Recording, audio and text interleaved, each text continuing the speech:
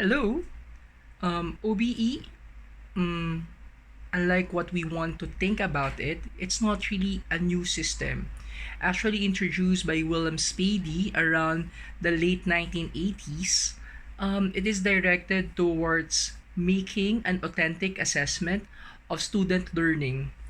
Traditional teaching would focus on the transfer of content, that is merely the teachers facilitating the teaching process.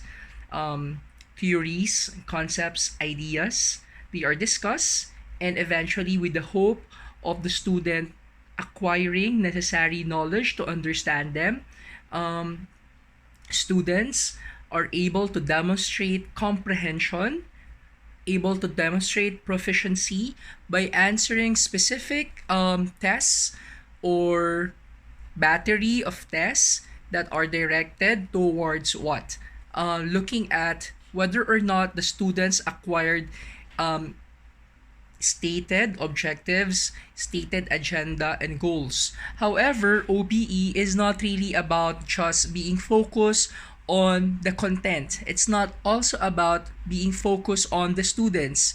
OBE is tech I'm sorry, that's not being focused on the teacher. Rather, OBE really would want to authentically measure, engage students' learning.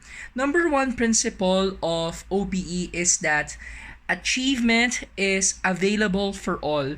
It is not just intended for a few people, for a few individuals who can demonstrate a level of proficiency or excellence in particular levels or particular areas of the learning process. That is, for example, what's stated in the syllabi. However, when you say OBE, that is students at their particular phase at a particular given point in time, they would be able to demonstrate a level of efficacy in what? Acquiring necessary skills, necessary understanding, necessary values that will make them what? Truly productive and truly demonstrative of what the educational system is gearing them towards. For example, it is very important to understand that in OBE, there are several levels of objectives. There is what we call the program outcome. The program outcome is what we intend the entire program to make an impact on the students. It's also very important for us to recognize essential learning outcomes. What are essential learning outcomes? These are particular goals that are intended by a given subject. So at the end of a particular subject, at the end, for example, of what I am teaching, I'm teaching philosophy. At the end of philosophy, students are expected to be highly logical. Students are able to demonstrate a level of proficiency in setting discourse, argumentation, looking at the validity of statements. So at the end of a certain course in a certain subject, this is what we intend them to have.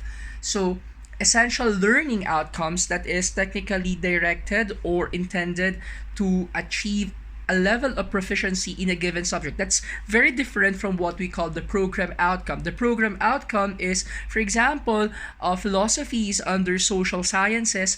What do the social science area intend students to be? So at the end of all the lessons, at the end of all the programs under social study, this is what we intend our students to be. So, for example, in St. Paul, we would want them to have to have the ability to demonstrate a level of civil awareness, participation, volunteerism, critical analysis, creativity, communication. So, program, objective, essential learning outcome, and there's also what we call graduate attributes. So when we say graduate attributes, that is what we intend our students when they graduate to be. This is what will distinguish them from other graduates. For example, what makes Paulinians different from graduates of the Ateneo? So when, for example, you see these are Paulinians, these girls, when you see them, even without being recognized as Polinians without wearing their uniform or them introducing themselves as Polinians, you will easily know they are Polinians. Why? Because at the end of their education, at the end of their formation in St. Paul, they would be able to at least demonstrate a level of proficiency specifically identified, specifically enumerated by St. Paul. So, for example, in St. Paul, we would want our students to be very good and equipped communicators. We would want our students to be community builders. We would want our students to be Christ centered.